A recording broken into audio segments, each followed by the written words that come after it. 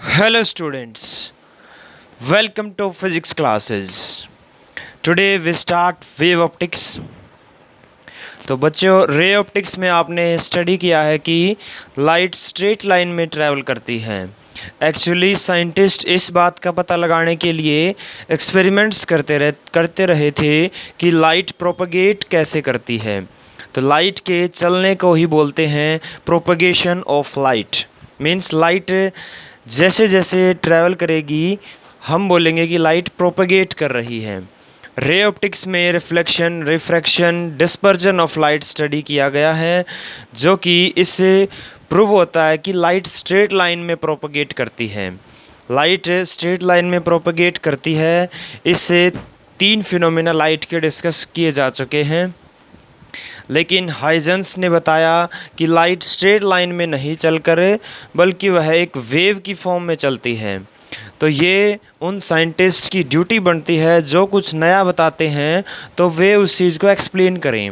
जैसे लाइट के कुछ फिनोमेना रे ऑप्टिक्स बताती है, तो हाइजेंस को भी ये बताना था कि वेव थ्योरी के बेस पर रिफ्लेक्शन भी होता है, रिफ्रैक्शन भी होता है और डिस्पर्जन भी होता है।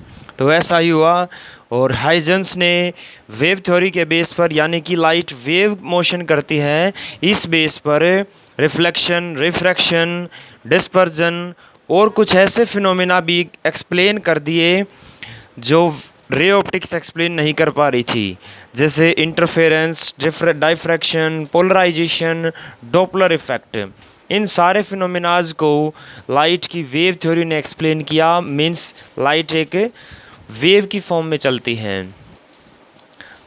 तो चलिए अब हम इसको स्टार्ट करते हैं। सबसे पहले वेव थ्योरी बताते हैं कि क्या होती है wave theory. Then according to this theory light is a form of energy.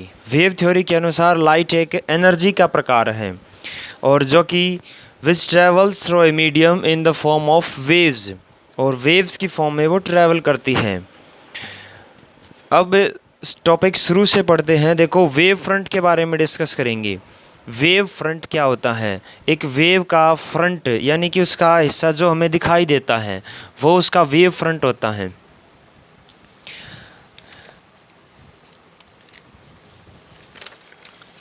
यहाँ देखो, मान ले कि ये एक सोर्स है एस और इससे लाइट निकल रही है।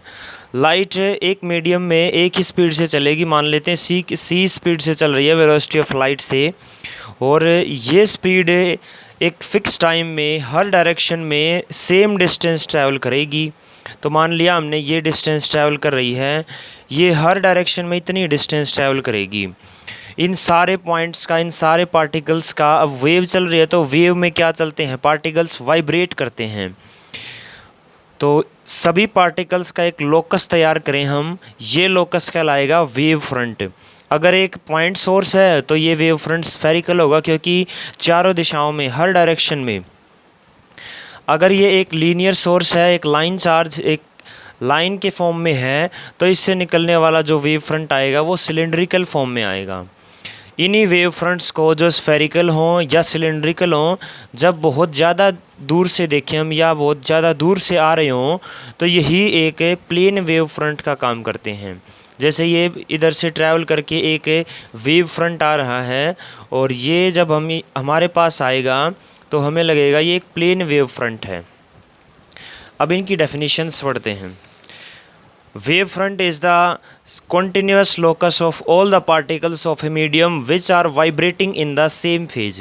उसी फेज़ में, एक सेम फेज़ में पार्टिकल्स वाइब्रेट कर रही किसी मीडियम के। अब एनर्जी को एक जगह से दूसरी जगह पहुंचाना है, मान लो एक पॉइंट से, ए पॉइंट से बी पॉइंट तक पहुंचाना है, तो यहाँ वाले पार्टिकल, पहले ये वाला पार्टिकल ऊपर जाएगा, नेक्स्ट वाला, फिर ये नीचे आएगा और दूसरा पार्टिकल है वो नीचे जाएगा, तीसरा पार्टिकल ऊपर जाके लेके जाएगा, फिर ये नीचे आएगा। जब पार्टिकल सेम फेज़ में वाइब्रेट कर रहे हैं और उस पार्टिकल्स का एक लोकस तैयार करें हम, that is called wave front. ये वेव फ्रंट के टाइप्स बनते हैं, सोर्स के ऊपर डिपेंड करते हैं, on the basis of shape of source. Source की शेप कैसी है? अगर सोर्स पॉइंट सोर्स है तो वेव फ्रंट आएगा स्फेरिकल। अगर ये लीनियर सोर्स है तो अपना वेव फ्रंट आएगा सिलेंड्रिकल टाइप का। और जब ये बहुत ज़्यादा डिस्टेंस से आ रहे हों, at very large distances, spherical and cylindrical wave fronts appears to be plane, यही वेव फ्रंट प्लेन अपीयर होते हैं। ये यहाँ से आप डायग्राम नोट करेंगे, इनके नोट्स तैयार कर सकते हैं। ये स्फेरिकल वेव फ्रंट है, ये सिलेंड्रिकल है, ये प्लेन वेव फ्रंट है। अभी डिस्कस किया कि plane wave front, spherical wave front ये आगे की तरफ मूव करेंगे। मूव कैसे करेंगे, इस बात को बताया हाइजेंस ने। हाइजेंस ने अपना एक प्रिंसिपल दिया, उसके प्रिंसिपल के अनुसार एक बात है, यहाँ देखते हैं, फिर बाद में इनको रीड करेंगे। मान लें कि एक ये सोर्स है, इस सोर्स से ऐसे एक वेव फ्रंट निकल रहा है स्फेरिकल फॉर्म में। हाइजन ने बताया कि इस वेव फ्रंट को बोलेंगे प्राइमरी वेव फ्रंट, और इस वेव फ्रंट के ऊपर जितने भी पॉइंट होंगे वो उन सभी पॉइंट से नए वेवलेट्स निकलेंगे, नए डिस्टर्बेंस निकलेंगे। मीन्स जितने भी पॉइंट होंगे इन सभी से डिस्टर्बेंस निकलेगी। मान लें इससे जब पहले वाला जो प्राइमरी था वो स्फेरिकल फॉर्म में निकाल रहा था, तो सभी स्फेरिकल फॉर्म में वेव फ्रंट बनाएंगे। ये इसका वेव फ्रंट, ये इसका वेव फ्रंट, ये इसका वेव फ्रंट है। ऐसे ही जितने भी पॉइंट होंगे सबसे डिस्टर्बेंस निकलेंगे, और जो ये आए हैं इनको बोलते हैं वेवलेट्स, या फिर सेकेंडरी वेवलेट्स नाम दिया गया है इनको। हैगन्स ने या हाइजेंस ने अपने दूसरे पॉइंट में बताया कि इन वेवलेट्स को हम टेंजेंशियली टच करते रहें, एक कॉमन टेंजेंट इनके ऊपर बनाएं। जो ये कॉमन टेंजेंट आएगी यही एक नया वेव फ्रंट होगा, और इसी को सेकेंडरी वेव फ्रंट बोलेंगे।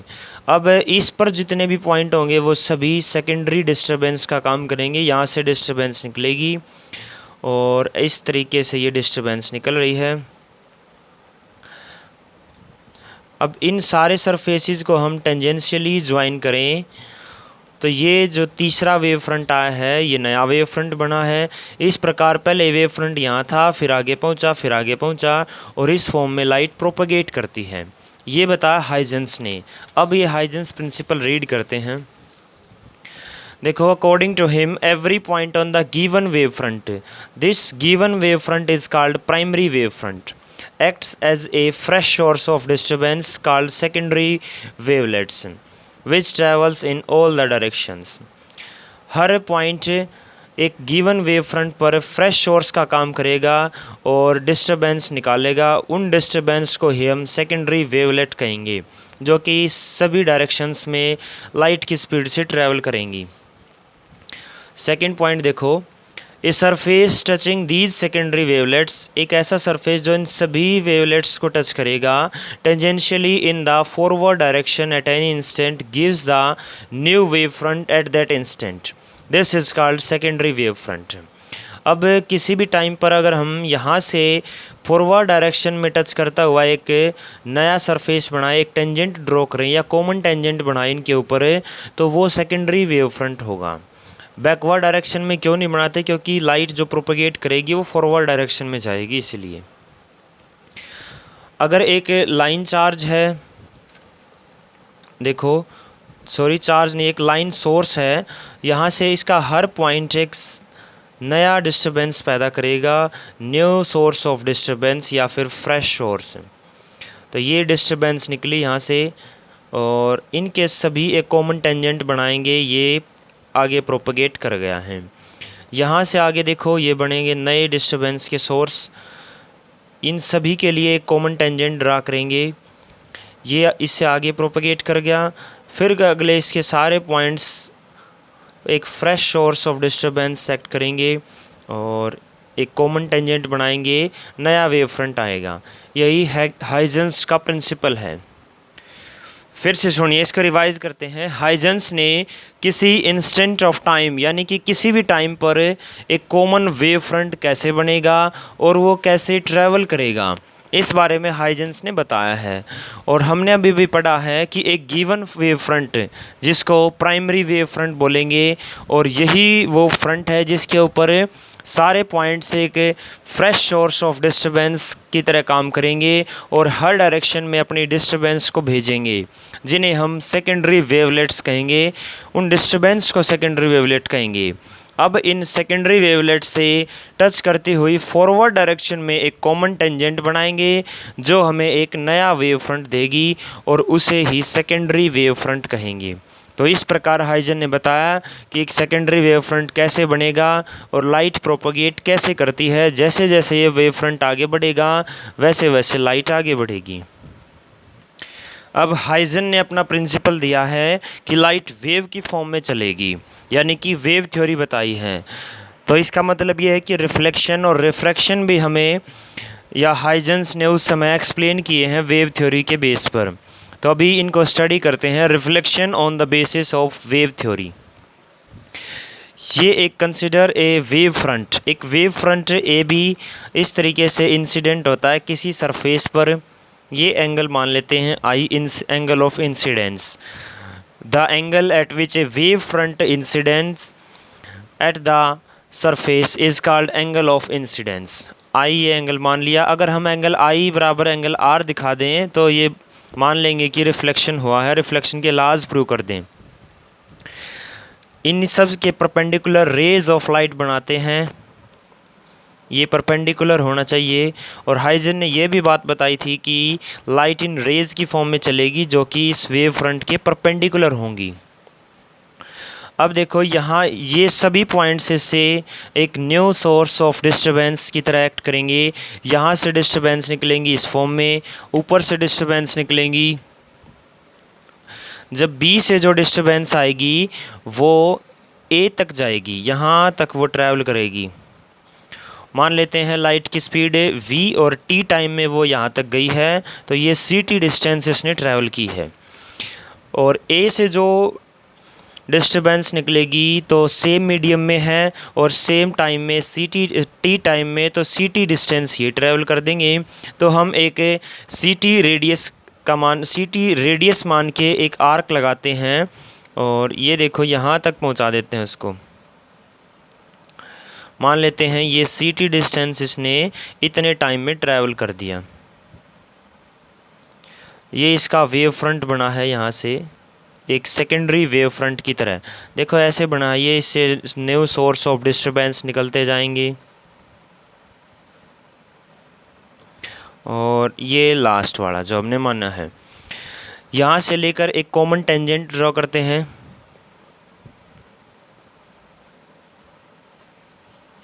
और इस पॉइंट का नाम रख देते हैं बी डैश, ए डैश बी डैश।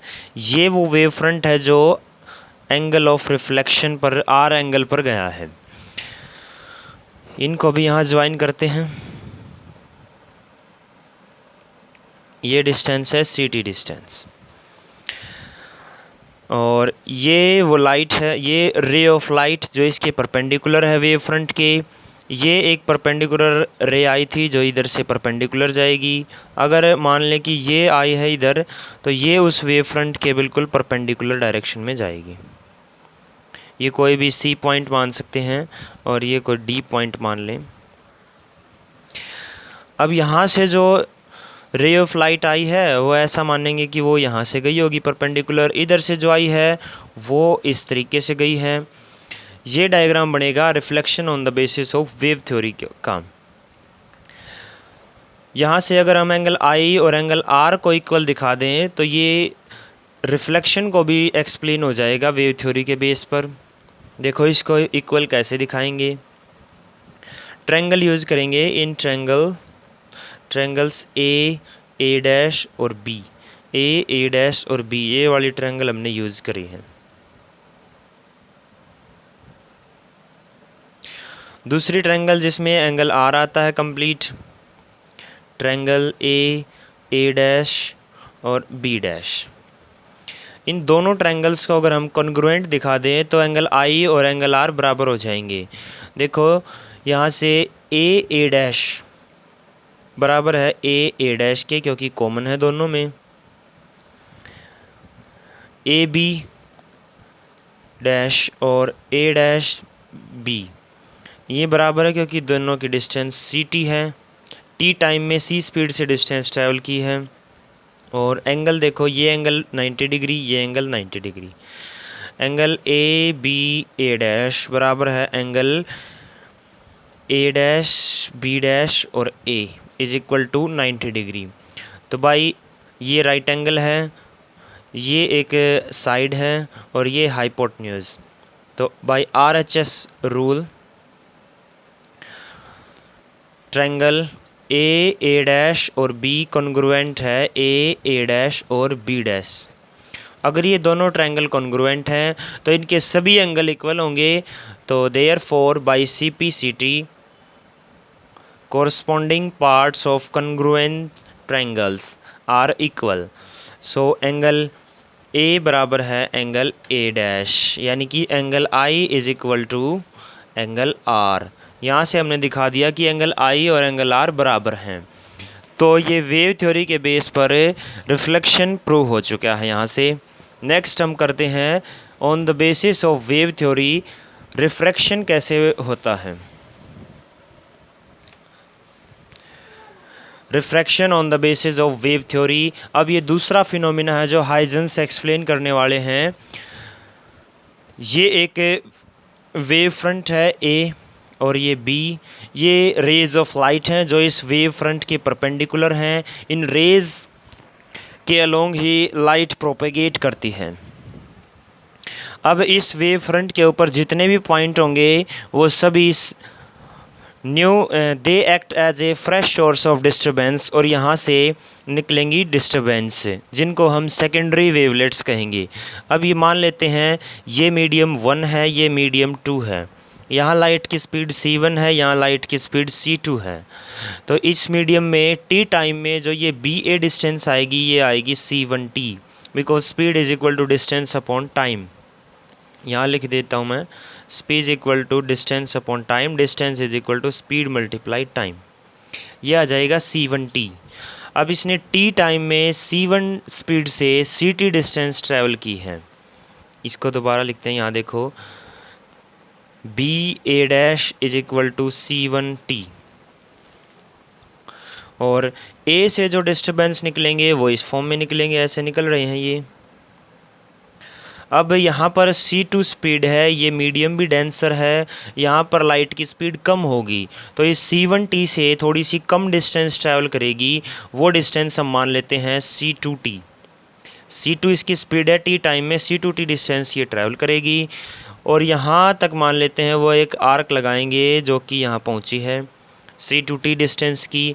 अब इस पॉइंट से लेकर यहाँ तक ये कॉमन टेंजेंट ड्रॉ करते हैं, इसको ज्वाइन कर देते हैं।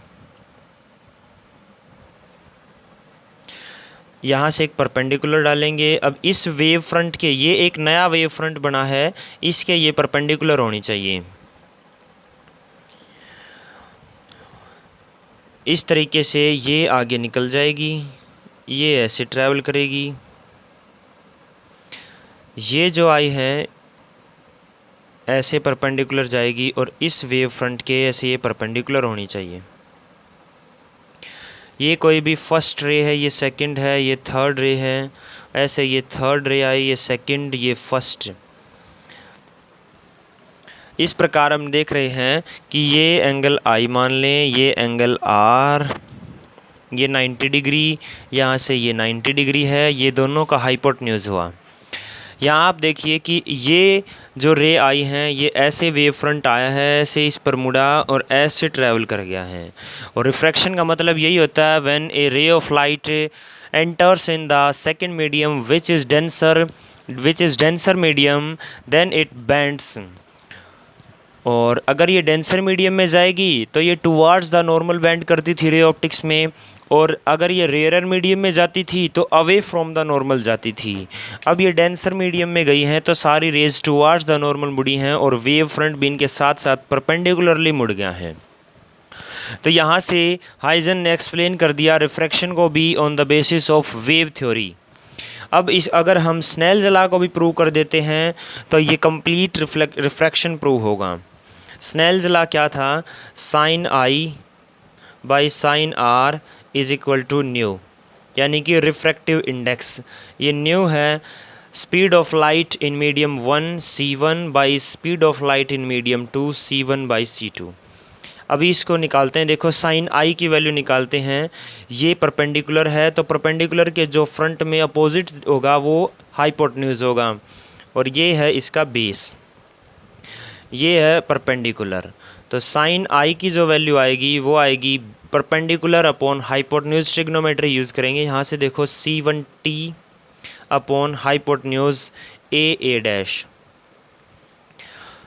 साइन आर की वैल्यू निकालते हैं। इसमें देखो साइन आर ये रहा, ये 90 डिग्री है तो ये होगा इसका परपेंडिकुलर। ये डिस्टेंस है C2t डिस्टेंस, C2 स्पीड से t टाइम में इसने ट्रैवल किया है, divide by hypotenuse A dash. Ratio निकालते हैं sine I by sine R, ये आएगी C1t by A dash upon C2t upon A dash. ये ए डैश से कैंसिल, t से t कैंसिल, तो जो साइन आई है ये आ गया by sine I by sine R is equal to C1 by C2। और C1 बाई C2 का मतलब है speed of light in medium 1 upon speed of light in medium 2, that is the refractive index of second medium with respect to the first. और ये हमने prove कर दिया है, sine I by sine R is equal to refractive index.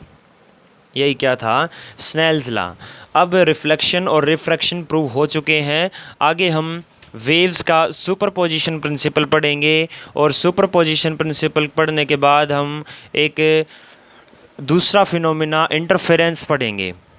अगली class में interference, Young's double slit experiment, ये phenomena discuss करेंगे। तो आज के लिए यहाँ तक था। अगर आपको समझ में आया है तो वीडियो को लाइक कीजिए और अपने फ्रेंड्स के साथ इसको शेयर कीजिए। Thank you very much.